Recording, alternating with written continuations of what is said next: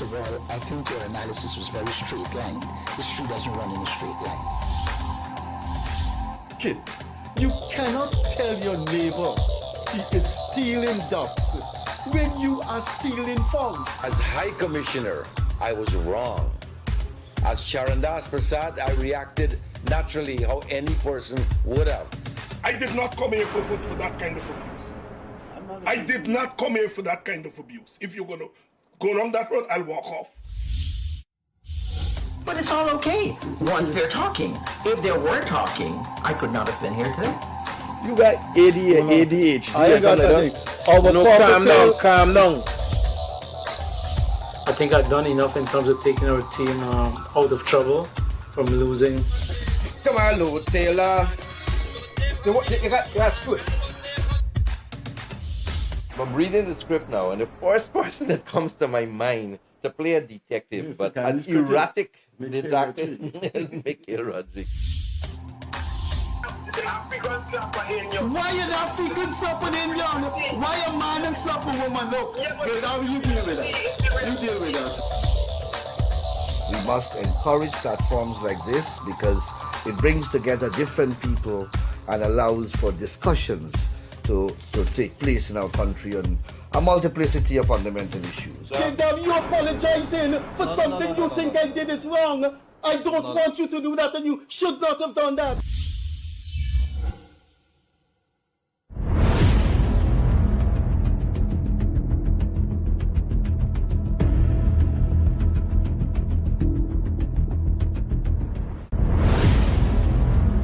Hi there, a pleasant Wednesday evening to you. We are coming to you live now. We were not live a couple of weeks. We are live now. Please go to your smart TV or your smartphone on your Facebook page and type in or search the Freddie Kissoon Show and you will see us live. We are now on Wednesday evening coming live to you. You can also get us live on YouTube. So please pass on the message. In a couple of weeks ago, we were not live. We are live now, and you can see there is a strip on the show that says we are live. We don't have a guest. That's because we had a long break in a new format that we have introduced on the show. So there are now 4 formats on the Freddie Kissoon Show. 1, the interview with guests in the studio. 2, we film outside in some public place, at a hotel, at the home of the guest. 3, we have our normal calling. And then we have this new format in which Leonard, Craig, and I analytically look at social phenomena in Guyana, political issues. So welcome to this 5th edition of The Rapping with Leonard, Craig, and I, in which we look at important issues, because Craig did say to me, look, people want to hear our views on what is going on in the country. If we have 2 guests every week, where does that leave our views? So we have provided this format in which we will look at things that we believe people would like to hear about. And the first subject matter we like to start with is the AFC rejection of Elson Lowe as the consensus candidate. Please read my column either on the online edition of the Chronicle or the printed version. I analyzed the AFC's rejection of Elson Lowe as the consensus candidate. The AFC said that a more eligible candidate, if not Nigel Hughes, would be Terence Campbell. That means 2 AFC aligned persons are being pushed by the AFC to be the consensus candidate. That's Nigel Hughes and Terence Campbell. But if you read what the AFC had to say about Elson Lowe, it is disturbing. It, for want of a better word, maybe the better word, it is atrocious. They are saying that the man doesn't have the aggression. They said it. He's not a no-nonsense person to confront Jack Dio and President Ali. They are saying then that you have to have one quality to become a consensus candidate. a confrontationist style against the PPP. So what happened to other leadership qualities? What happened if the man is bright? What happened if the man knows about economics and finance? What happened if you put a bully as the consensus candidate and he doesn't know how to read a balance of payment sheet? What happened if he doesn't understand the economics of the oil industry? Leonard, you want to come in here? I would want to suggest, and I've been suggesting in my writing for some time. Thank you to the viewers who have tuned in. Continue to visit our page on Facebook. It's relatively new, so understandably the viewership would be a little low at the beginning, but as the word spread, you let others know where to find us. As I was saying, Freddie, I've written several times in the columns. I've mentioned it on this program. AFC has a pro-middle class outlook. You are not good to lead. You are no good as a leader unless you are extracted from the quintessential middle class. It doesn't matter your learning. It doesn't matter your capacity. It doesn't matter your capability. It probably doesn't even matter your hard work. AFC does not value that in people for leadership. They may value it for other reasons, but not for leadership. That is my take on the AFC. I've seen it live and in person, and that is what is at play. Nigel Hughes versus Aubrey Norton. That is a hard pill for Nigel Hughes to swallow. And they see it as it's already a hard pill for Nigel Hughes to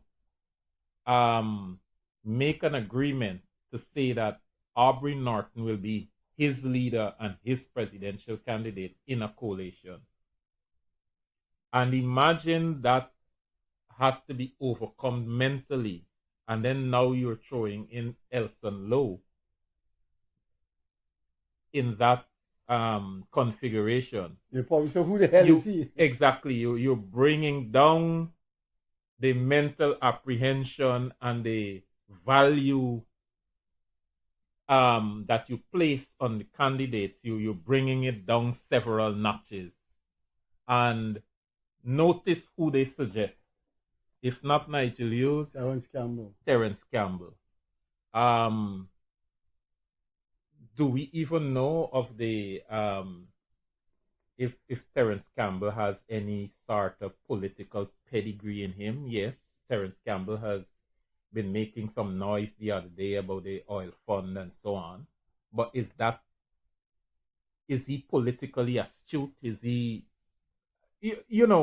but I believe the AFC don't in concern about that. He's middle class. He is middle class. Clay complexion middle class. And so on. And he fits that. And that is telling me that if the AFC gets the seat of government again, the AFC will go back in the seat of government and do the same thing. They're going to neglect people who are not part of that middle class. They're going to invite people who didn't struggle with them to join their government. They're going to do the same thing. That is their mentality. That is the outlook. And so I am not surprised that the AFC will put a stamp of rejection. In fact, the name Elson Lowe is a non-starter for the AFC. And anybody else of similar stature will be a non-starter. It's difficult to say that Aubrey Norton is a non-starter because Aubrey has what seems like thousands of years of experience in politics. Aubrey is the leader of the largest opposition faction and one of the second oldest party in Guyana. And so it would be difficult to put your middle class stamp on Aubrey Norton. And not only that, Aubrey Norton walked the middle class corridor through his education. He was a lecturer at UG and all of that. So while he's not a quintessential middle class, he walked the corridor. So he's going to find some amount of acceptance, some residual acceptance. But Elson Lowe is a non-starter. So that's literally the end of the conversation for the AFC. Well, I believe with the rejection of Elson Lowe and how they put it, we didn't tell viewers exactly how they put it. They said that you need a no-nonsense, confrontationist, aggressive person to deal with Jack Dew, and Lowe hasn't got that. So what you've insulted the PNC, you've insulted Lowe because you're saying, if we make you the consensus candidate, we're looking for one thing. You go and fight. We okay about your brilliance. We're okay that you could examine you could renegotiate your contract successfully, etc. That must have been the final nail in the coffin. And I think what they have done to Lowe, it will.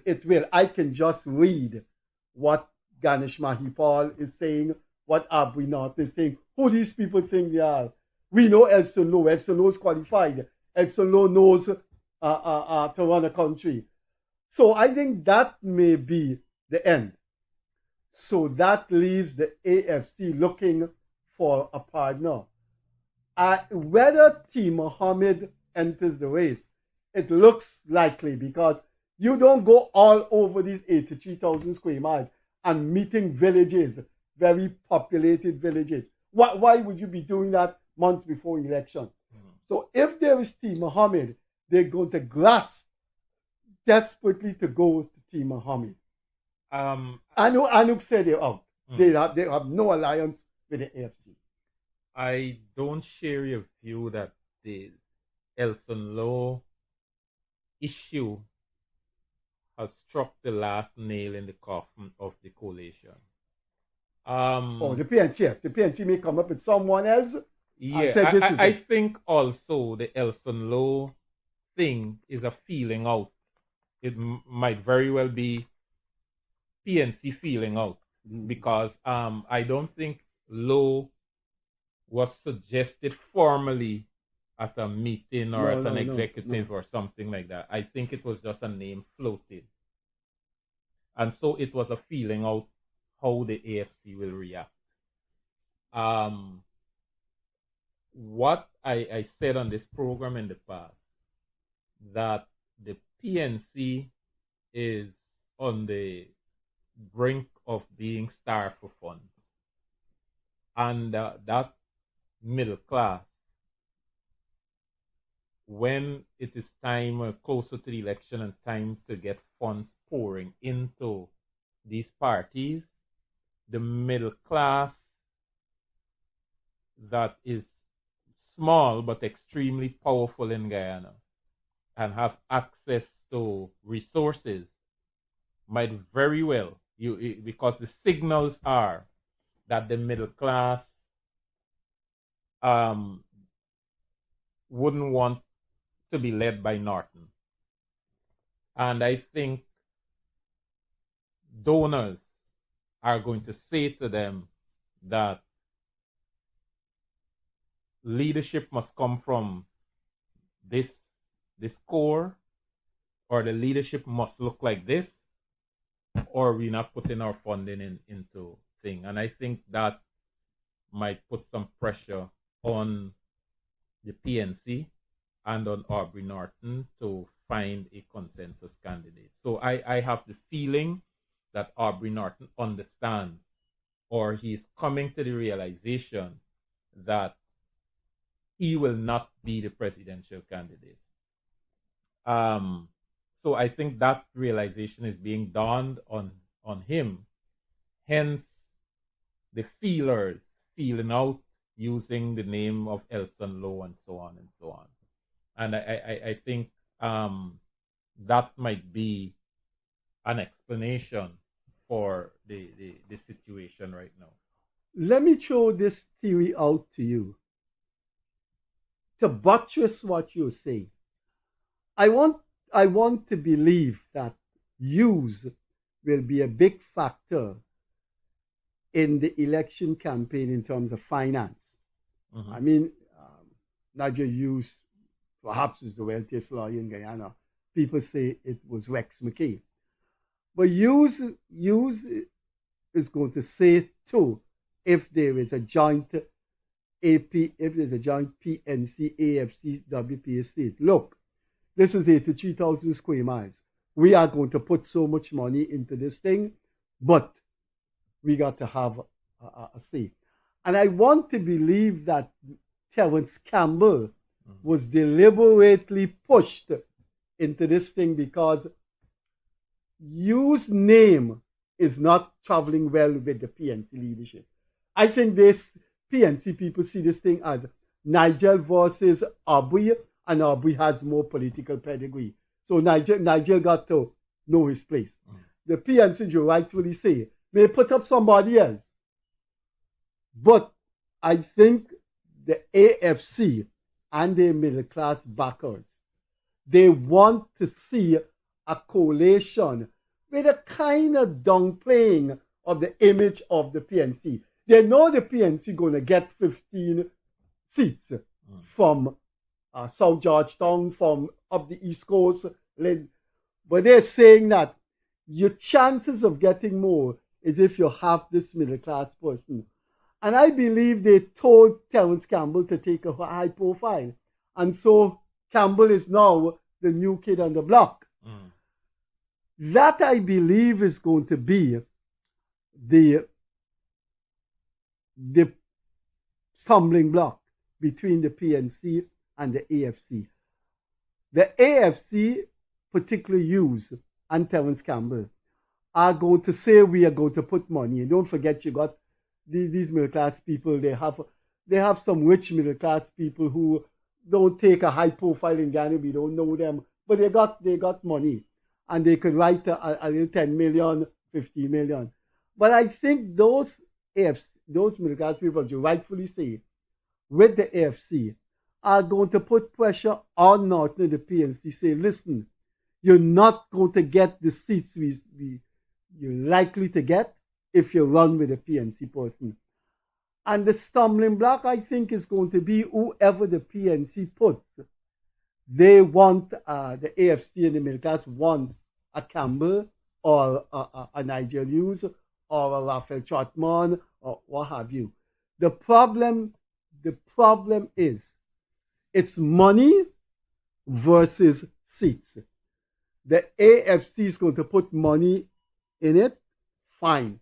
And the PNC is going to say, let's negotiate now that you've given us this, you've given the campaign this amount of money. But the PNC has a fallback. The PNC is going to say, tell me how much votes you think this combined PNC, AFC are going to get with a Terence Campbell. And that's the colossal reality, that if the PNC gets 15, 20 seats, they're not going to come because of Nigel Hughes or Terence Campbell. I think they're going to come because that's PNC votes. Yeah. And I often say, when you look at the analysis of the results of 2020, and you would see that the PNC brought out its core. And I think I had it in one of my articles that, judging from a list of elections that have occurred since 92, I think 11 or 12 elections, including local government elections, PNC seemed to have plateaued with the number of seats and number of votes they can get on their own. They seem to have plateaued, and that plateau suggests that, as I'm saying, the PNC seem to have plateaued. And because they have reached their summit, it is safe to say analytically, judging from the data available, that the PNC is not likely and probably unable to win an election on its own. But they seem to be able to get out their core voters. Even in the last local government election, when some people were predicting devastation for the PNC in some of its stronghold, Georgetown, when you look at the results, you're seeing that the core came out and voted for them and saved them, and that is why after the results, though PNC lost big among the what I would call the peripheral voters, or what AFC used to refer to as the persuadables. Even though they lost big in that constituency, PNC celebrated that they weren't wiped out, because I think they themselves were afraid that, their returns would not be strong in their own stronghold. And so there was a big celebration. And I think in one interview, Sharma Solomon referred to this group as a reservoir. So maybe that is, and I think that group came out for the PNC, but the people who should have voted for the AFC, I think those are the people who turned their back. You notice when AFC on their first outing, when they got 5 seats, the major chunk of votes came from Region 4. Yeah. And when you look... That's when Trotman stole 5 seats from Corbyn. From Corbyn. And when you look at AFC went to local government election by itself in 2018, and you look at the votes, the concentration of votes that AFC got and where they got seats, majority was in Region 4. And it therefore means then that AFC has a support base in Region 4. But in 2020, when you look at the results, a shift occurred in Region 4. The PPP grew their votes between 2015 and 2020 by about 11,000. The coalition grew their votes by less than 2,000. It therefore means that a switch occurred, and I believe that switch were the followers of the AFC who felt that the AFC didn't perform to their satisfaction, and that was the shift. And so I believe I have not seen, and if you read the tea leaves, the political tea leaves, I have not seen anything that suggests that shift has gone back in favor of the AFC. So it is still out there. And as you rightly said, the core voting that the coalition can attract or what have you is that PNC core. And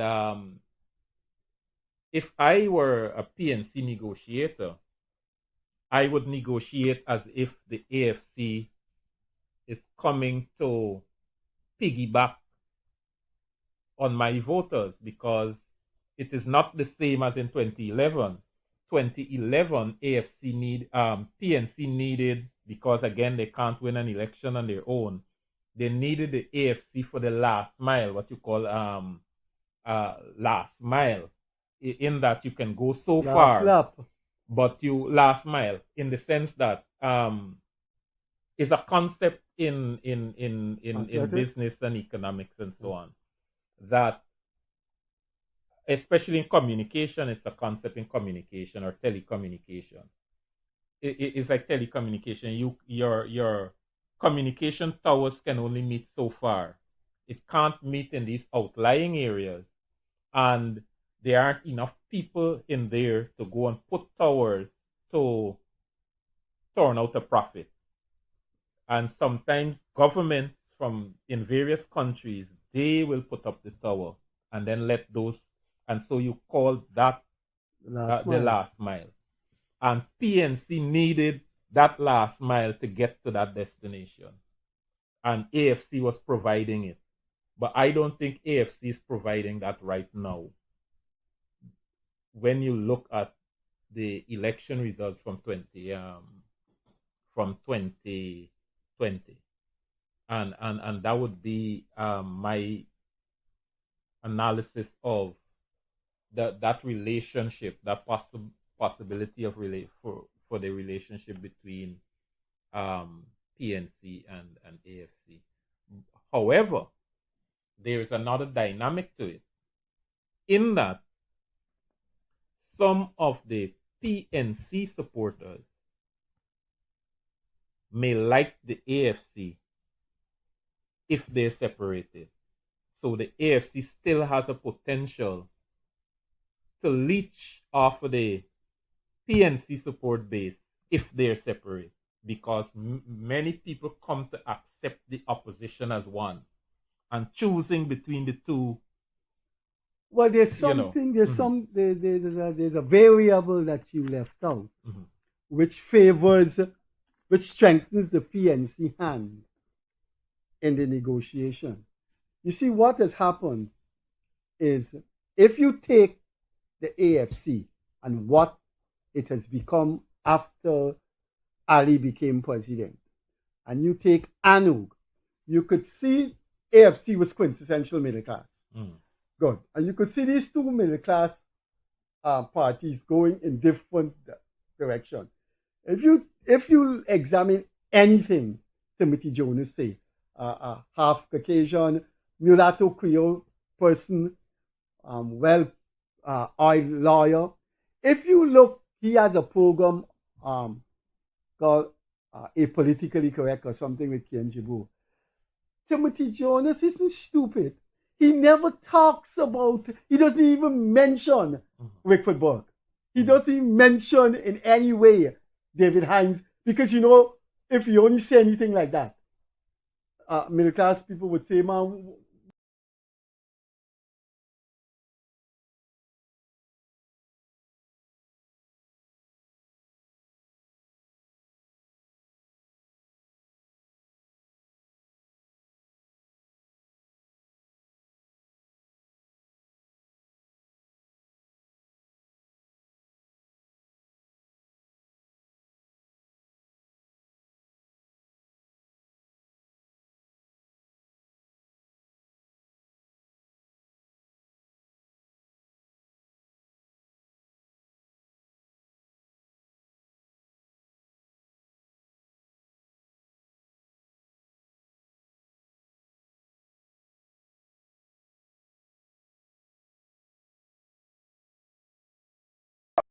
you like, but if you look at the medical mark fund, I know don't hear them. Know that vote are very well directionally. This I remain of the point. I knew India would have closed their eyes having the Guyanese nationalists, and I believe during the reign of the PPP, if any African Guyanese stood out as a charismatic guy you could get multiracial support, was him. Also, he was known as one of Guyana's white lawyers. Then he was middle class and polished and what have you. That man, after August 2020, went in the direction that when I go on YouTube, it's Hughes and Burke, Hughes and Nigel and David Hines. And his policy, as you rightfully said on one of the shows, it went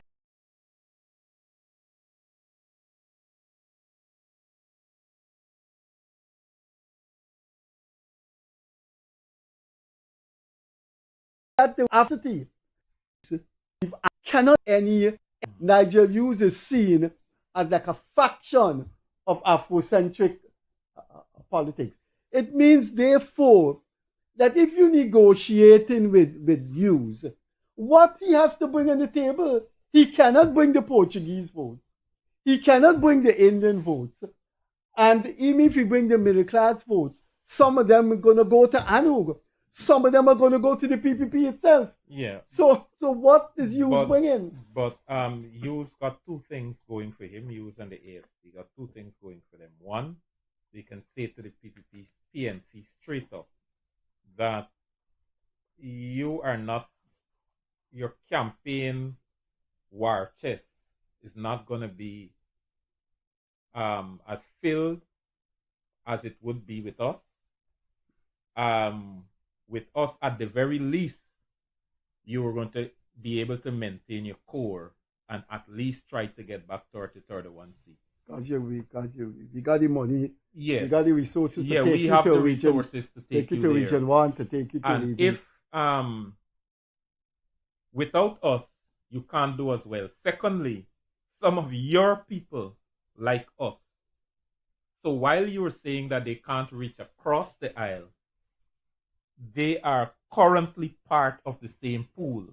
And some of the PNC... but let me stop you there. So what you think the PNC, what concessions then you think the PNC can make when they hear those two perspectives? They don't have to... I don't want to speculate specifically, but I am saying it's a risk that the PNC may not want to take. Because, again, I remember, I'm going to say this, I don't want to say much, I don't want people to think that, you're part of private meetings and then you're bringing it in the public. But there was a question when the PNC was asking us to reduce our the proportion from 60-40 to 70-30. That was June 2015. Yes, I was part of that team that was negotiating the reduction. And PNC was adamant that, that reduction is wanted. Granger was adamant. And I asked the question, I said... That was the 2020 negotiation. Yeah, 2020 I'm talking about. I wasn't part of the one before, no. And I said to them in one of those meetings, do you prefer 60% of government or 100% of opposition? Because this was an agreement that brought you into power, that worked and so on. Why show the public out there that really was rooting for AFC to be the difference maker? Why show them that you're attacking and reducing the AFC? And I saw that as something that would have been turning away people from the coalition. And the coalition is now in opposition. But did they buy that argument? No, obviously, because it ended up with 30-70. Okay. So it's clear that they didn't buy, and they were the bigger force. And I don't think AFC at the point had an appetite for a fight. The AFC just wanted to have a coalition and move forward. And the 70-30 was accepted. And I think that is the same scenario that is presented now to the PNC. You really want to try that? That's the question you gotta ask the PNC. Do you really want to try that? And so as I said earlier, that is why I don't share your view that the negotiations basically has ended. I think the AFC still have some moves to corner the PNC. And the PNC, if you look at it, they're getting like drops of water on one spot all the time. They're getting wear away a little by little by little by little. And so I think there is probably something left. However, I don't believe a coalition, in or out of coalition, the opposition will be successful because there's been too much hemorrhaging, too much bleeding, too much, and I don't think it's enough time to recapture their mojo or for them to get their groove back. But there's so many dimensions we can talk about. I think people will dispute. I think theorists will dispute your pronouncement that there are PNC people that will say, look, now man, the AFC and bad, we like the AFC. Why would the PNC? I would think that there are African Guyanese among the lumping proletariat. That's a viable class category, a recognized class category. So I have no restraint in using it, the lumping proletariat. I believe there's some elements there that would more find comfort in a Takuma Ogunse or a David Hines, because that's a small group of people who like block up politics. Mm. And they're likely to say, nah man, I can vote for WP because there's a block up party. But I don't think that kind of element would see AFC in that. They would most see that if they got another party like the WPA to block up, they would see that in the PNC. So I'm not too sure whether they're African Guyanese that would say, man, yeah, look, it's either AFC or PNC. Two things you're missing. You are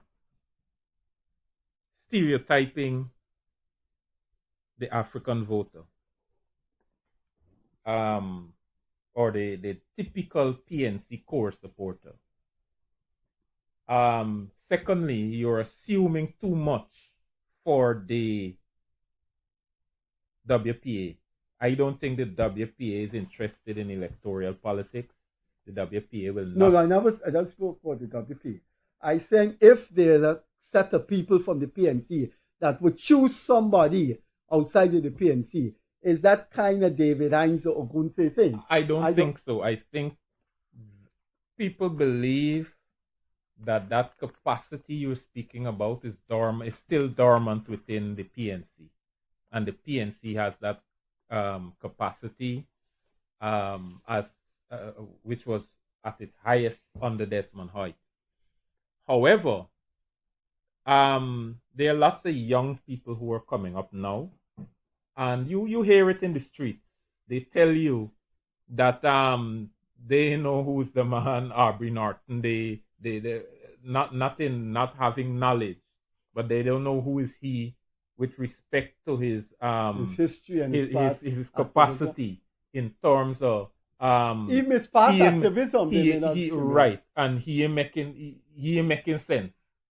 Even this same activist, Facebook social activist Melly Mel has been attacking Aubrey Norton for the longest while, and I think at the protest they had, Aubrey Norton spoke. He said, "This girl seemed not to." Similar words, not the exact words. This girl seemed to have been attacking me or seemed not to like me or something like that, but I come to support her because I am defending her right. Something to that effect, he said.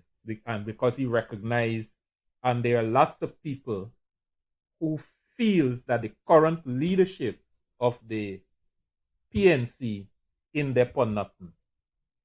And because of that, running separate with the AFC, you're going to have a lot of crisscrossing of votes and allegiance.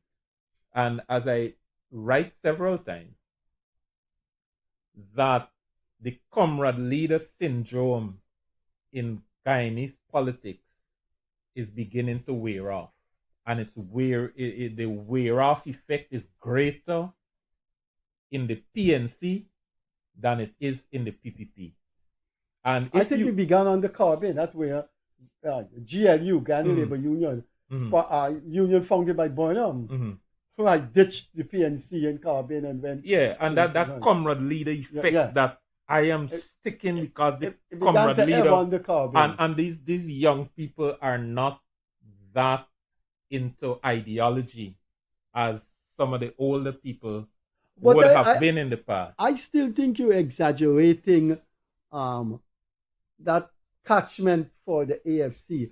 It might, Freddie, hold on, just before you continue. It might not be large, but it will be sufficient to hurt the PNC. And if you look back in the local government election of 2018, and I always tell people, AFC does not have any single large block of voters anywhere in Guyana. But AFC was able to pick up, I think it's 2 or 3 seats on the city council. And that... But don't forget, 2018 it was still in government. Yeah, they were still in government. They may have got votes from people that they did things for a while they were in government. But I want to say to you, in our description on this program, we told you we're also going to discuss Melly Mel and her arrest. So we could go into that now. I don't know. Yeah, certainly. The thing that's worrying me is that why are they? I find, well, it's not worrying me, I withdraw the word. I find the unstrategic thinking about Melly Mel parallels the PNC's position in the 2020 election. Now, no one has written more comprehensively of how the PPP stole or rigged the 2020 election in Henry Jeffrey. Henry Jeffrey, leaving out Region 8, said that the PPP manipulated and fraudulently conspired in the 2020 in every area above 18%, and in some regions it was 57% fraud. Now, not only the asininity, stupidity, idiocy about that, is how it simply means that you have an opposition party that was stronger than the state, stronger than the ruling party, and just penetrated the entire country, swept aside the former police commissioner who was Minister of Citizenship, the former head of the army who was the president, former head of the army who was advisor to the president, just swept aside these people and stole the whole election. So the parallel with Melly Mel is that you have a government that is not much known in the world. The French ambassador said last week, nobody in France knows about Guyana. That's what the French ambassador said. And you have this country that is less known than Jamaica and Barbados. It has this massive clout with the United States government that it could tell the United States Guyana government computer that search and put things, go through history and so on. And what AI does, or what Trump, the administration, is using AI for in the immigration and certain other sectors, is that they have certain search criteria that they're using, right? People who recently apply for certain statuses, whether it's green card, whether it's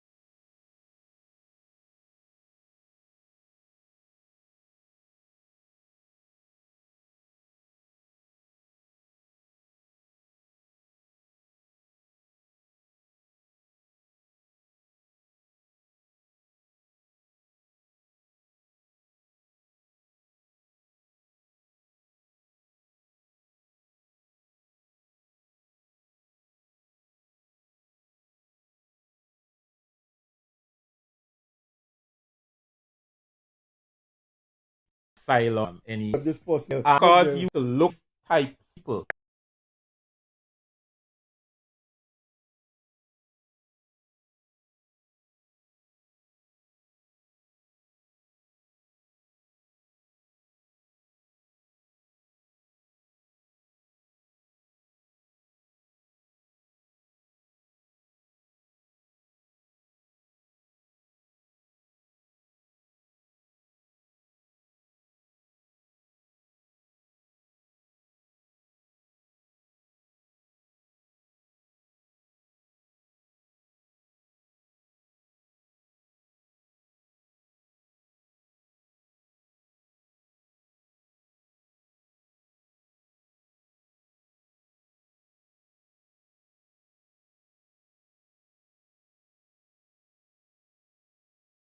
I will then throw up all these names. These people fit your search criteria. And then the list would be printed out by district, and the immigration people, or ICE, as they refer to it, ICE will then go looking for these people, right? Some of the search criteria would be somebody who committed crime. Some of the search criteria would be people who recently applied for something, because what Trump wants to do is to get you out of the country before your documents mature, right? Or before you get citizenship or whatever, because some people have reached as far as getting a green card and Trump sent them away, right? In violation of the law, of course. And so if you read the certain world news, and some of the news you wouldn't even get from American outlets, you got to read widely, you would see the tactics that the Trump administration is using. And some of these things would show up certain people. ICE will go pick them up, detain them, and then in some cases people were sent back to their home country or to third countries without a hearing. And in some cases, or in most cases, people get a hearing before, but a lot of people were sent back even without a hearing. And mostly, especially if they would have committed a crime, no matter how simple. But there's a dimension to this thing that I want to caution people, especially those who are in verbal support of Melly Mel. First of all, let me say two things. That I like the concept of Melly Mel, but not the entirety of Melly Mel's body of work. And let me explain. The concept that there is someone who people inside, who people feel confident to share legit information of a whistleblower nature, right? In a state, when you have those kinds of things, it can help to make the state stronger.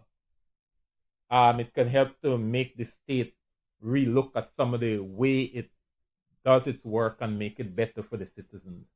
So that concept of Melly Mel, I like and I can support.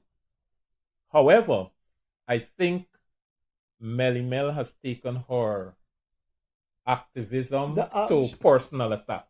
And also, personal attack. I think she moved away, and it has to do with the popularity. Mm-hmm. She moved away from what she started. Mm-hmm. What we have done on this program in the call-in, and elsewhere, people call in and say, listen, a very powerful man, right, just did something, and he called the inspector friend. And that kind of thing existed long ago with the mainstream media. Now it's social media. Mm-hmm. But I think as she got powerful,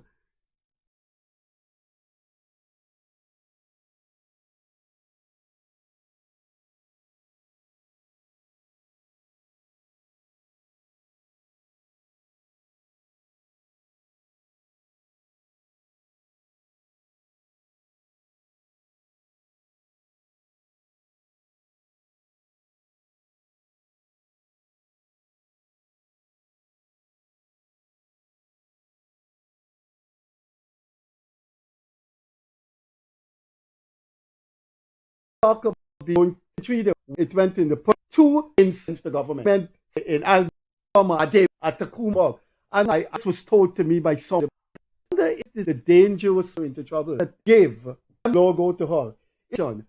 This big investment and eat that child. I got this. What you doing, man? Mm-hmm. And the guy said, "Look, man, all right," and he settles with her. I have heard one businessman told me, right? She did him that.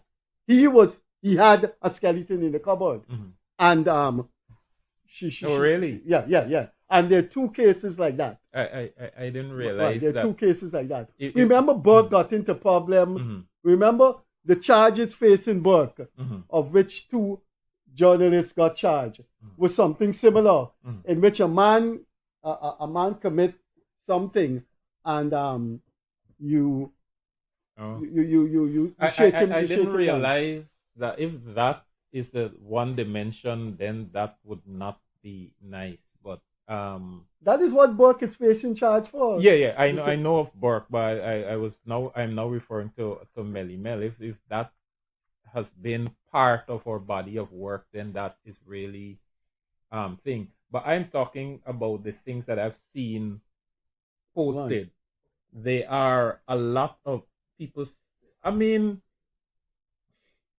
I don't know. People may argue other way, but there is something wrong with sitting outside of Guyana. Of course, and just typing in that John Jones minister is a thief. Thing right, using thing that can be libelous, and you just say you don't care. And I think something is there's a little moral question. Quick stop there. The Kaicho News, the Chronicle, and the Starbook News do not have the reach. It changed, and he wasn't getting any reply. And I wrote that Roxanne Miles doesn't have the constitutional power to disregard what Leonard Schumann is requesting.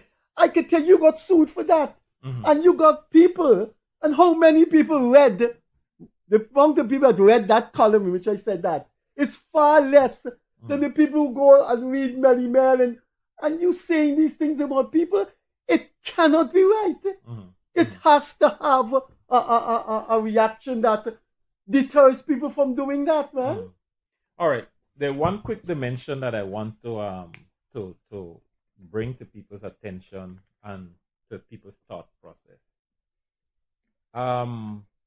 There is a loud cry about saying that it is the government of Guyana that has procured the detention of Melly Mel, and that they want Melly Mel to be repatriated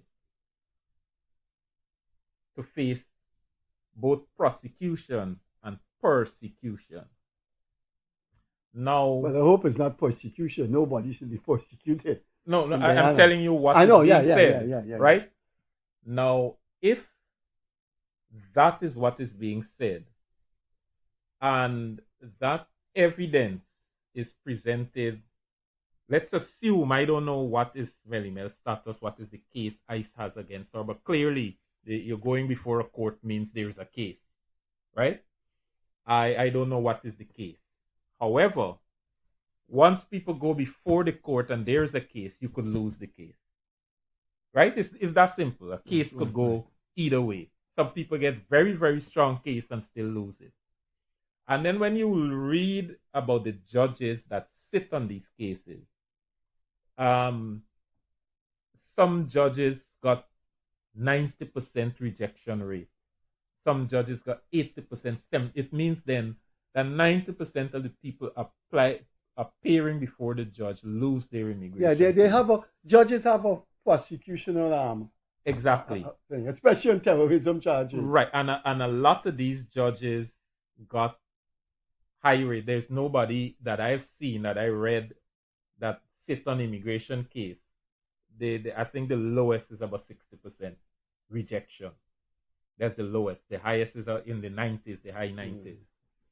It therefore means then you're appearing before one of these judges, your chances of losing your case is higher than winning, right?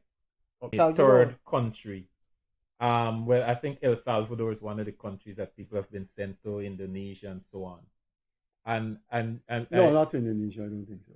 Indonesia, no, not in Honduras. No, one of those countries in Southeast Asia. Yeah, one of those. Philippines. Philippines or Indonesia. One of those two countries. Oh, you sent people there? I didn't know that. Yeah. Some people were sent. And those countries took them?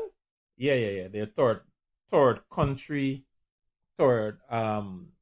country citizens who've gone to several of these countries.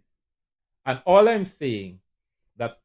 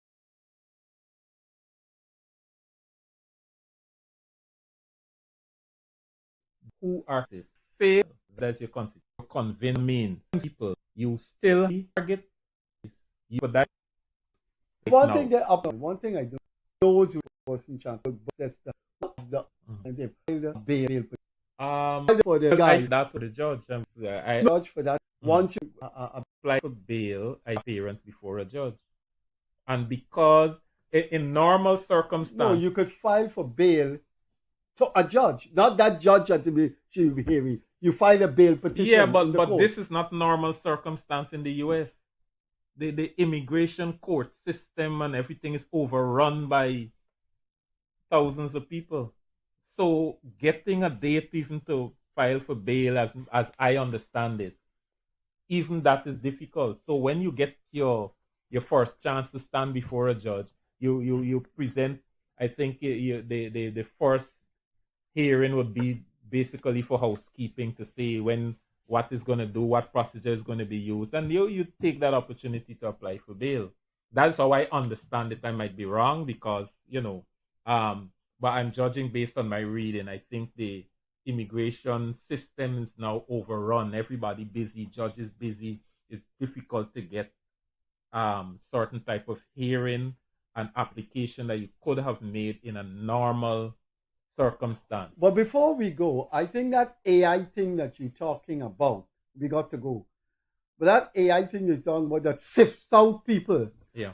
There's also the question, there are a lot of Guyanese who have lived in the US over 40 years and they know Congress. I won't be able.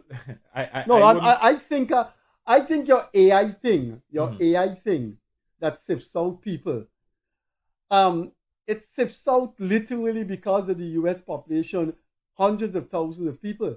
I think she got picked up because somebody that she may have offended and know how immigration status is questionable informed I stick. No, but if you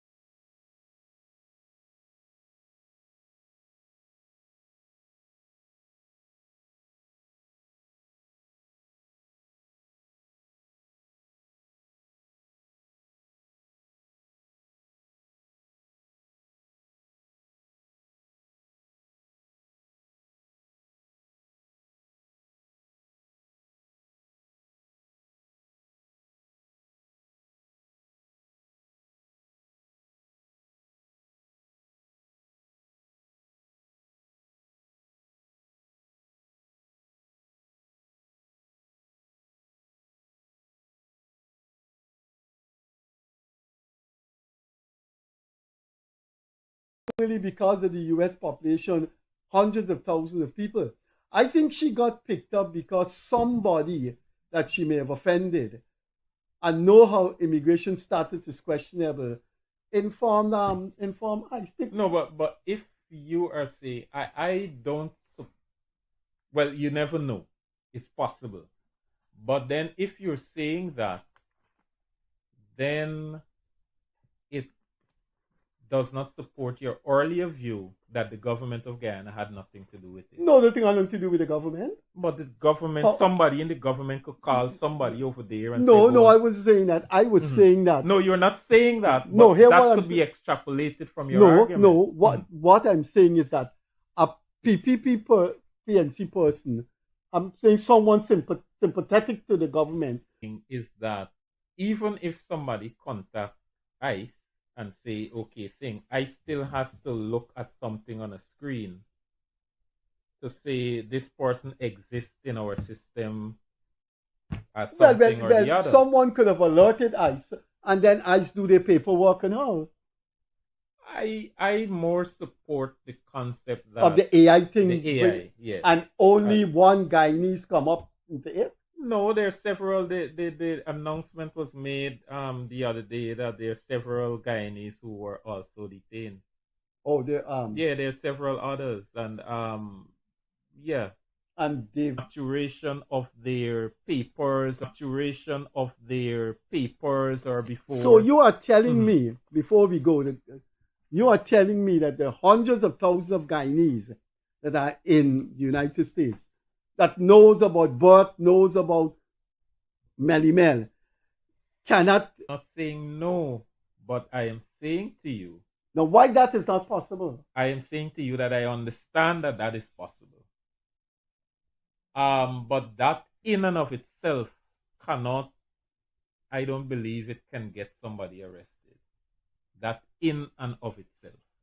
Let me end by saying this. You can easily get arrested in the U.S. if somebody maliciously makes a call to the CIA, to the FBI. That is the nature of big Orwellian countries. The same, not only United States, but it can happen in China, India. It happens in big, great powers. When a power becomes big and great and is a global actor, right? The security complex takes over. But that is run counter to your earlier argument. What's Freddie, my earlier when argument? You say that the government of Guyana does not have the awesome power of states like Israel. No, you confuse. Before we go, you confuse. You are confusing a man who lived in Guyana 40 years. I lived in Guyana 40 years. Yeah, but doesn't know who the government thing is. Picks up social media. He sees Craig. He sees Kissoon. He sees Melimel. And Melimel have said so many things. And I'm a U.S. citizen. And he contacts the CIA. He contacts the FBI. But that Freddie, is done in every country Freddie, in the you're world. ignoring the How extension. The extension is that I live in Guyana. I'm a part of the government. I am support of the government. And I know dozens of people who live in the U.S. 30 years or more. And I just got call one of them and say, here, why you live in the borough that this young lady living in? Why you report she? And it's similar as if the government procured her arrest. No, how could that be similar? If I pick, if someone... High up in the government. No. If someone... And what are you talking about? Our time has come.